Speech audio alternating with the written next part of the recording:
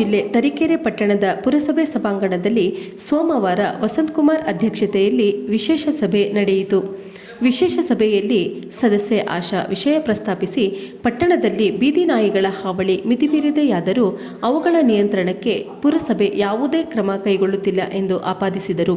ಅದರಲ್ಲೂ 21ನೇ ವಾರ್ಡಿನಲ್ಲಿ ಬೀದಿ ನಾಯಿಗಳ ಹಾವಳಿಯಿಂದ ಮಕ್ಕಳು ಮನೆಯಿಂದ ಹೊರಬಾರದ ಸ್ಥಿತಿ ನಿರ್ಮಾಣವಾಗಿದ್ದು, ಪುರಸಭೆ ಇನ್ನಾದರೂ ಬೀದಿ ನಾಯಿಗಳ ಉಪಟಳ ತಪ್ಪಿಸಬೇಕು ಎಂದು ಆಗ್ರಹಿಸಿದರು. ಸದಸ್ಯ ಟಿಎಂ ಭೋಜರಾಜ್ ಮಾತನಾಡಿ, ಪುರಸಭೆಯಲ್ಲಿ ಆಡಳಿತ ನಡೆಸುತ್ತಿರುವ ಪಕ್ಷ ವಿವಿಧ ವಾರ್ಡುಗಳ ಅಭಿವೃದ್ಧಿಯಲ್ಲಿ ತಾರತಮ್ಯ ಮಾಡುತ್ತಿದೆ. ಈ ಆಡಳಿತಕ್ಕೆ ಬೀದಿ ನಾಯಿ ಹಾವಳಿ ನಿಯಂತ್ರಿಸುವುದಿರಲಿ, ಒಂದೇ ಒಂದು ಬೀದಿ ದೀಪ ಅಳವಡಿಸಿಕೊಡುವ ಯೋಗ್ಯತೆ ಇಲ್ಲ.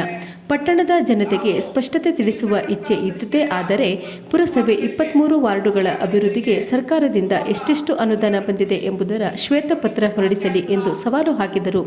ಸದಸ್ಯ ಟಿಜಿ ಲೋಕೇಶ್ ಮಾತನಾಡಿ, ಪುರಸಭೆ ವಿವಿಧ ವಾರ್ಡುಗಳ ಅಭ್ಯುದಯಕ್ಕೆ ಅನುದಾನ ಅಳವಡಿಸಿದೆಯೇ ಹೊರತು ಯಾರೊಬ್ಬರ ಮನೆಯ ಅಭಿವೃದ್ಧಿ ಸಲುವಾಗಿ ಅನುದಾನ ಬಿಡುಗಡೆ ಮಾಡಿಲ್ಲ ಎಂದು ತಿರುಗೇಟು ನೀಡಿದರು.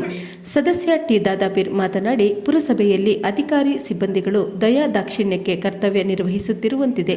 17ನೇ ವಾರ್ಡಿನಲ್ಲಿ ಬೋರ್ವೆಲ್ ಕೊರೆಯಲು ಟೆಂಡರ್ ಆಗಿದೆ, ಆದರೆ ಈವರೆಗೆ ಕೊರೆಯುವ ಪ್ರಕ್ರಿಯೆ ಆರಂಭಗೊಂಡಿಲ್ಲ.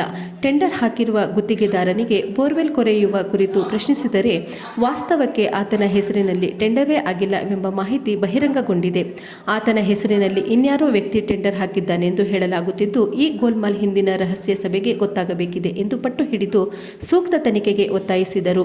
ಸದಸ್ಯ ಪರಮೇಶ್ ಮಾತನಾಡಿ, ನಮ್ಮ ವಾರ್ಡಿನಲ್ಲಿ ಉದ್ಯಾನವನ ನಿರ್ಮಾಣಕ್ಕೆ ಈಗಾಗಲೇ ಟೆಂಡರ್ ಕರೆಯಲಾಗಿದ್ದು, ತುರ್ತಾಗಿ ಕಾಮಗಾರಿ ಆರಂಭಿಸಬೇಕು ಎಂದು ಆಗ್ರಹಿಸಿದರು. ಮುಖ್ಯಾಧಿಕಾರಿ ತಾಹಿರ ತಸ್ಲಿಂ ಮಾತನಾಡಿ, ಪಾರ್ಕ್ ಅಭಿವೃದ್ಧಿ ಕಾಮಗಾರಿ ಕೈಗೆತ್ತಿಕೊಳ್ಳಲು ಜಿಲ್ಲಾಧಿಕಾರಿಗಳಿಗೆ ಪ್ರಸ್ತಾವನೆ ಸಲ್ಲಿಸಲಾಗಿದೆ ಎಂದು ಉತ್ತರಿಸಿದರು.